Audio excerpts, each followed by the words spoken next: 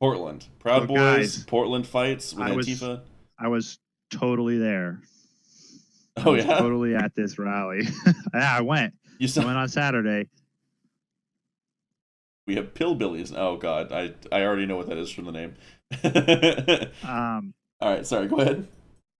so before I left for the rally, my wife told me. For those of you who don't know, my wife is pregnant and we're expecting our first child. Okay, Uh, congratulations. thank you. She Everyone, said type F in the chat for his freedom. she can't do this alone. So that kind of gives you a sense of the feeling going into this thing, Okay. because the media was playing it up. And I titled this part in our notes the Portland narrative, because it starts out way before this happened. Sure. The media was hyping it up to essentially be Charlottesville 2.0, Mm-hmm. that these white supremacists were coming to town and that they were just going to start murdering people in the streets. They make Like, everything that's sound like Charlottesville 2.0. right. They want it to be Charlottesville 2.0 because then they can write stories about it for That's months. great And they news. Yeah, can, that's yeah, that's it's great. That's great TV right there. So yeah. so. And to be fair, the organizer, Joe Biggs, Mm-hmm. didn't really help things because he was popping off on social media a lot, Mm-hmm. wearing shirts that said, like, I want to fight Antifa and stuff like that. Free Kind of helicopter weird. rides for communists. Yeah, exactly. Not helpful. The stuff that, if you're I guess, speaking of culture, if you're in this sort of conservative right wing internet culture, even if you're not right wing or whatever, you kind of get those jokes, but people on the outside don't. Like, Pinochet did nothing wrong, right? Like, Yeah. he did do things wrong. Like, we know that, but it's a joke, The only capitalist dictator. That's like the entire reason people use him. Right. Like, so. So anyway, they start pushing that narrative. I go to the rally. I'm tense. It's tense. It's a tense situation. I show up. Sure.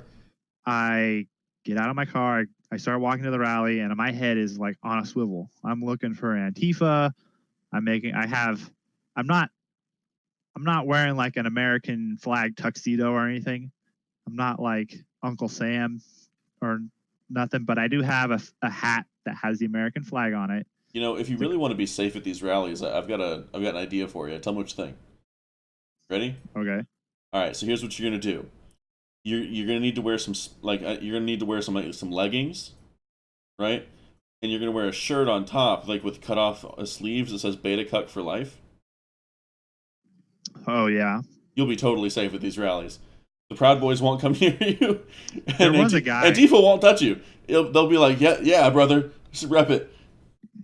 There was an Antifa guy wearing that shirt. That's part of the reason why I'm saying it. But yes. Oh, okay. um.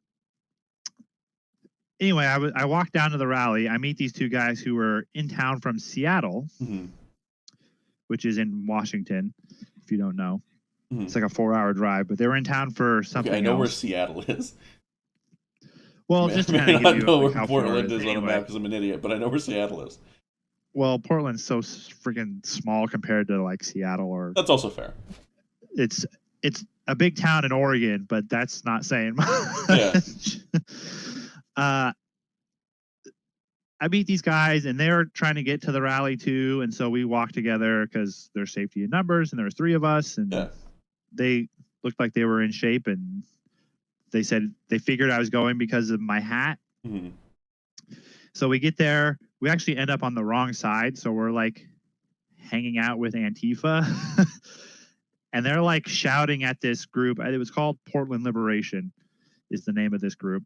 And they're a conservative group. They're shouting at them. They're calling them Nazis. They're swarming them. There's this guy in some of the videos who's shouting like they're trying to say things like, we're praying for Jesus, and the religious sort of thing. And he's shouting like, you're looking at a God. I am a God, blah, blah, like just being weird, being Portland. I guess Sean was at the rally, huh? Cool. Yeah. Probably did see you there, man. So we get to the right side. The main group is up on the bridge. So we're waiting for them to get into the park with us. Yeah. And there's cops like everywhere, man. Mhm. They come down. We all hang out for a little while. Some Antifa guys start, saying a bunch of shit. And some of the more hot-headed Proud Boys were like, everyone was kind of going over there like they do at these rallies because they're more interested in Antifa being jackasses than actually what the people are saying at the rallies sometimes. Right. But the one thing I did notice is the Proud Boys would get in between Antifa with their backs to Antifa and stop their own guys and made them go away. They did a good job. The Proud Boys did a good job of keeping their side in check. So we kneel, we say a prayer, pray for Antifa and for Portland and all that good stuff. And then we sing the national anthem. We march across another bridge. They close the bridge for us. The Portland police closes the bridge. We cross the bridge. They don't let anyone follow behind, so they don't let Antifa follow us behind. So we're on the other side of the river from Antifa. Sure. Because there's a river that runs through Portland to keep us separated. We marched down to the spot, and then that was it. We went home. We were out of there probably, I think I texted my wife around 1:30 p.m. So Antifa sticks around till like 5 or 6 o'clock. They get declared a civil disturbance. They start, harassing the police and attacking individual patriots who live in Portland who are probably just trying to go home or just to record Antifa or whatever, because there are a lot of independent journalists like Andy Ngo there. Sure. They start attacking a bunch of people. There's videos about it all online. So I go home and I start reading all the news stories, and the stories are like 13 people arrested at alt-right rally, essentially. And it's like, nobody mentions that none of the right-wing people were arrested. Right. Nobody in the group that I was with got arrested. Was it any, because it was the rally was actually held by the Patriot Prayer guys, right? No, it was Joe Biggs and Enrique Tarrio. Okay. Joe Biggs is So Proud Boys, right? Yeah, Enrique Tarrio is a Proud Boy. I don't know about Joe Biggs. He's just he's a ex-military. I thought Joe Biggs was Patriot Prayer, but I could be wrong. Joey Gibson is Patriot Prayer. Okay. That's what I'm thinking. He was there. He got arrested, or he turned himself in the day before, but they let him out. So, as far as we're aware, none of the people on the right side were arrested. As far as I know, there was the only incident, the closest thing, the main group where I was got to any sort of conflict was after we crossed the river and we were hanging out. One guy walked into the crowd like of Proud Boys and was pointing, like index finger out, pointing right in people's faces and saying, F you, F you, F you, F you, F you, and just going like from person to person, like what? Very aggressive, very like annoying. This was one of the right-wing guys or the Antifa guys? Because that sounds more Antifa. This was an Antifa guy or just some person who decided that he hates all these white nationalists, these Proud Boys and stuff. Yeah. And the Proud Boys who were essentially like keeping everyone in check, like immediately like form a perimeter around this guy. Some of the other Proud Boys, like the younger Proud Boys, were like trying to get in his face, and they wanted to, they were just being young and dumb. Yeah. They were probably like 20 years old or something. These are just young kids. The police were there, and they come in right behind the Proud Boys, grab the guy, and separate him off. Mm-hmm. And of course, everyone starts singing "Na na na na" as the police take him off. But nobody got hurt. Nobody threw a punch. There was no blood. Nothing. And then we dispersed and went home. So the narrative was people arrested. They tried to like violence breaks out at extreme right wing rally. That narrative kind of died on them when people were watching the videos Yeah, and stuff. like it's pretty hard to watch the videos, except for like because I understand there was the hammer guy that, as far as I can tell, I looked at it more, and it seems like, at least according to some of the Patriot Prayer guys that looked into it a little more deeply, that maybe it was one of the Proud Boys hammers that Antifa was like swinging around. They somehow got it and threw it back at them. I'm not sure. Yeah, it did look like the hammer came from the bus. And I don't know if the Patriots or the Proud Boys or whoever were swinging it at them. I mean, I don't know. It's a tool on a bus. It's not like super crazy. Sure. But Antifa got a hold of it and then threw it back into the bus. And so, like, yeah, that will be made to make them look bad. But Antifa, the Proud Boys were trying to leave the city, which is something I thought was really weird, because Antifa, essentially what they do is they yell at you, go home, leave, get out of our city, get out of our city. And as soon as you turn to get out of their city, quote unquote, they start attacking you. Well, yeah, you've turned Proud your Boys back are on them. trying to leave in their bus, doing what they say they want people to do. Yeah. Oh, Sean, if you know more about the hammer incident, let us know. Well, the fire station was where the rally ended. Okay. Where the guy was saying "F you" to people. And the okay. He's talking about organizers. I forgot the delay. Right. Okay. Yeah. But if you do know about the hammer thing, I still want to know. Anyway. Yeah, I wasn't there. One of the guys in the Patriot Prayer group, who I talk with online sometimes. Sure. I saw the video of it too, but he grabbed like a chunk of concrete from one of the Antifa guys who was trying to throw it at their bus. And Antifa like brought fucking concrete and they were breaking it apart so that they could throw it at these buses. Wow. That's right. They brought it in like a case so the police wouldn't see it. Why didn't they like pre-break it? They're not smart. Well, some of the Antifa people are smart, but I'd say a good number of them are at least reasonably intelligent, but they have absolutely no long-term thinking. Zero. Well, I think maybe they could fit more in the case if it weren't all broken up. I don't know why. They didn't think that far ahead. They wanted to punch a Nazi. Who knows? I'm just thinking if it's broken up, it should actually be able to. Then again, I guess whatever. It's not that hard to break it, so whatever. But so the narrative changes. It went from, because Ted Wheeler came out and did a thing like he said he doesn't want Joe Biggs in this city anymore, and it's like, well, you don't get to like tell people that. Public space, buddy. Public space. Right.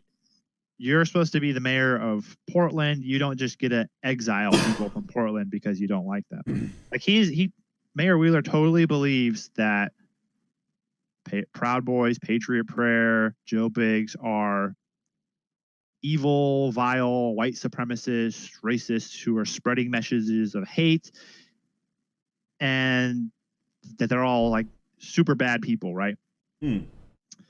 So the narrative changes a couple of days later from, right-wing groups cause all this problem downtown because it fell apart to, well, these businesses had to shut down and it ended up costing $3 million. All Wheeler has, like, literally, if Wheeler wants this to stop, he needs to put in a city ordinance, because this is clearly a specific problem to Portland, that you're just not allowed to wear masks at these rallies. If you do, right, you're going to be taken in. You're going to be like, it doesn't have to be some huge thing, but you need to be on file. You need to be given, I don't know, like $100 fine. I don't think it needs to be some huge deal. Like, just in case they accidentally get someone that was just innocently, I don't know, wearing a hoodie or something. But yeah, that needs to be the case, that the police need to be able to look at the Antifa guys. They're wearing all these fucking masks and be like, no, if you want to demonstrate here, you're not wearing masks. Sorry. You need to be accountable for what you're doing, because that, especially with that whole bullshit where some Proud Boys got into a fight with a bunch of Antifa guys, and the only reason the Antifa guys didn't get charged is because they were wearing masks. Fuck your masks. Right. That's ridiculous. Well, yeah, and so they couldn't really, because my wife is like apolitical. She doesn't really care too much about politics. She Sure. doesn't. She's not into all this. Yeah. And so she was telling me, because she was trying to figure it out when I told her I wanted to go, and we talked about it. Sure. And she's like, just don't die. I'm like, okay, I won't die. I think I can handle that much, yeah. I will never die. I'm immortal. Antifa can't touch me. Well, I mean, even if they do punch me, it's not really going to hurt. You think I feel your little sissy punches? I am man. What was I going to say? Not implying that Andy Neo's not. He's a really cool guy. No, I'm sure they could, in large enough numbers, you know. Yes, if you get 20 of them, they can do some damage. If you get enough chihuahuas together, man, they will tear your shit up. That's right. They're like land piranhas. The freaking chihuahuas are just vicious little pricks anyway. Yeah. But so they changed it. They couldn't sell the narrative that these right wingers were roaming the streets, murdering trans people. They couldn't sell that narrative. So they switched it to these poor businesses, because there are a lot of businesses that are downtown that shut down for that day. Sure. Fair enough. These poor businesses lost all this money because these right-wing groups came to town. Dude, these, like, I would say for any business in Portland, like, I understand it's a expense, but as long as Antifa is going to run around smashing windows and shit, you might want to invest in some steel shutters. I'm just saying. Right. And so my point was, or my point is that Patriot Prayer, Proud Boys, like Patriot Prayer, Joey Gibson, before he turned himself into the police, gave an interview to the media outside the police department where he said that him and Patriot Prayer have done around 60 rallies in places that weren't Portland since his last Portland rally. Sure. Zero violence. Did you hear about any of those on the news? I have not heard about anything they were doing. I heard about the rallies, but I didn't go because I don't live in Washington. Sure.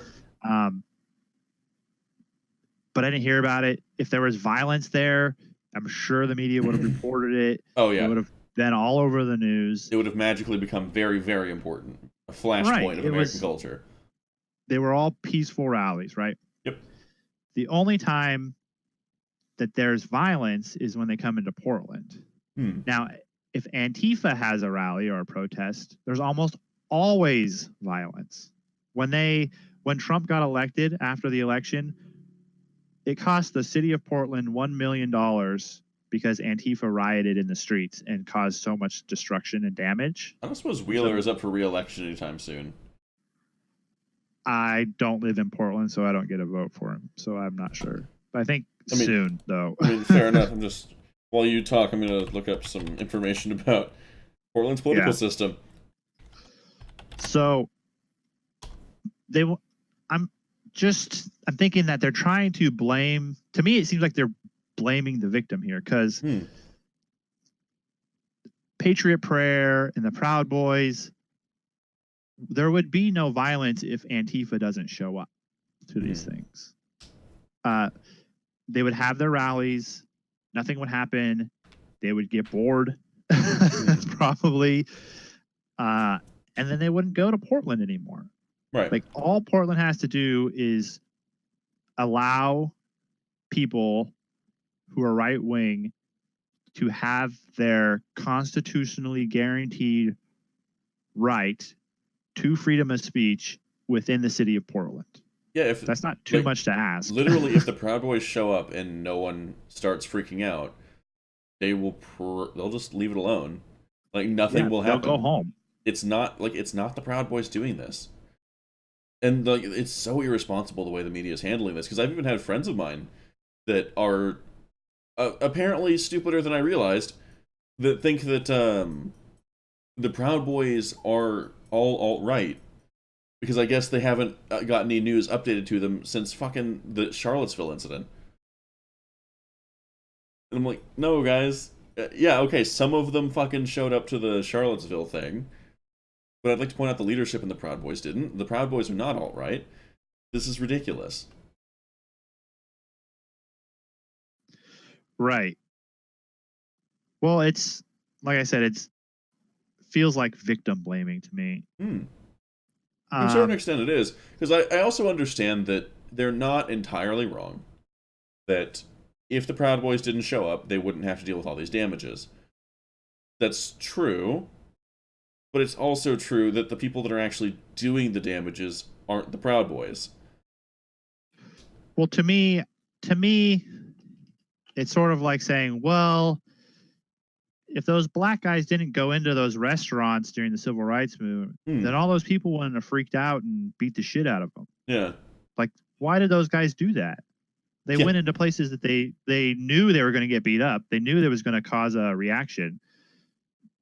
That's what they want. They wanted the reaction. Yeah, that's the point. They're trying to point out how ridiculous you people are.